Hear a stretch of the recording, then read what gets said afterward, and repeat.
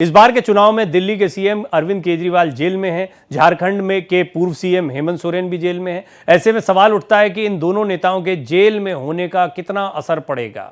आम आदमी पार्टी तो प्रोजेक्ट कर रही थी प्रधानमंत्री मोदी के सामने चेहरे के तौर पर, प्रधानमंत्री के चेहरे के तौर पर। अब तो प्रचार करने भी नहीं जा पा रहे हैं। उनके प्रचार करने से बहुत इंपैक्ट पड़ता। सबसे पहले अगर बात करें आम आदमी पार्टी की, तो दिल्ली और गुजरात और पंजाब, ये तीन महत्वपूर्ण राज्य हैं जहां पर इस बार मजबूती से लड़ने का विचार आम आदमी पार्टी का रहा है। बात यदि गुजरात विधानसभा चुनाव की करें, 2022 के नतीजों की करें, तो वहां बीजेपी को जहां 52.52% वोट मिले थे, तो आम आदमी पार्टी को 12.91% वोट मिले थे और कांग्रेस को 27.3% वोट मिले थे, जो घट गए थे काफी। लेकिन ये 12.91% जो वोट प्रतिशत रहा था आम आदमी, ये उसके राष्ट्रीय पार्टी बनने में बहुत महत्वपूर्ण रहा। तो ये वोट प्रतिशत बहुत महत्वपूर्ण होता है। यहां पर आपकी वजह से कांग्रेस को नुकसान हुआ। 2022 गुजरात विधानसभा चुनाव में अगर वोट प्रतिशत की बात करें, तो आप देख सकते हैं कि 56.90 लोकसभा चुनाव का, और फिर उसके बाद 2022 में आप देख रहे हैं वोट प्रतिशत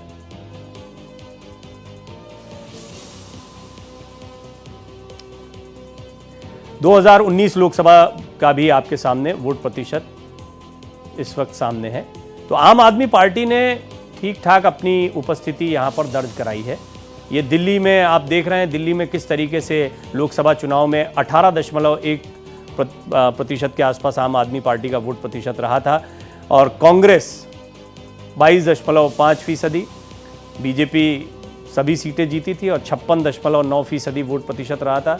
वोट प्रतिशत यानी कि आप अंदाज़ा लगा सकते हैं, आम आदमी पार्टी लोकसभा चुनाव में उतना अच्छा काम नहीं कर पाती है जितना अच्छा वो विधानसभा चुनाव में करती है। उनका चेहरा मुख्यमंत्री के तौर पर स्वीकार्य होता है, लेकिन जब बात लोकसभा के चुनाव की आती है तो उसके बिल्कुल मुद्दे अलग हो जाते हैं। हालांकि ये ऐसा सिर्फ दिल्ली में नहीं हुआ, कई राज्यों में आप देखते हैं कि इस तरीके से हम बदलाव देखते हैं। कर्नाटक, मध्य प्रदेश, ऐसे कई उदाहरण रहे हैं जहां पर विधानसभा चुनाव में नतीजे कुछ और आते हैं और लोकसभा चुनाव में नतीजे कुछ और आते हैं।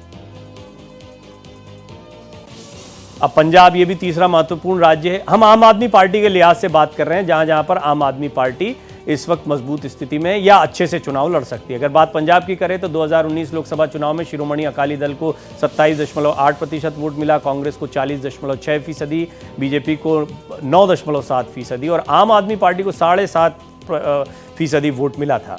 2019 लोकसभा चुनाव के वोट प्रतिशत की बात करें तो शिरोमणि अकाली दल को 27.8%, कांग्रेस को 40.9%, बीजेपी को 9.7% और आम आदमी पार्टी को 7.5%। यानी आप इनके वोट प्रतिशत को एक जैसा पाते हैं। ये वो राज्य हैं जहां पर आम आदमी पार्टी थोड़ा मजबूत है। अब बात कर लेते हैं झारखंड की, क्योंकि हम केजरीवाल और हेमंत सोरेन की बात कर रहे हैं। झारखंड में मुखिया रहे हेमंत सोरेन जेल में हैं और अब उनकी पत्नी संभाल रही हैं सरकार को। साल 2019 लोकसभा चुनाव में जेएमएम, कांग्रेस और बीजेपी का वोट प्रतिशत इस तरह से था जो आपके टेलीविजन स्क्रीन पर है। बीजेपी 51.6%, कांग्रेस 15.8% और झारखंड मुक्ति मोर्चा 11.7%। 2019 लोकसभा चुनाव के वोट प्रतिशत पर भी आप अगर नजर डालें तो यहाँ पर बीजेपी को जबरदस्त कामयाबी मिली थी, 51.6% वोट प्रतिशत, कांग्रेस 15.8% और झारखंड मुक्ति मोर्चा 11.7%।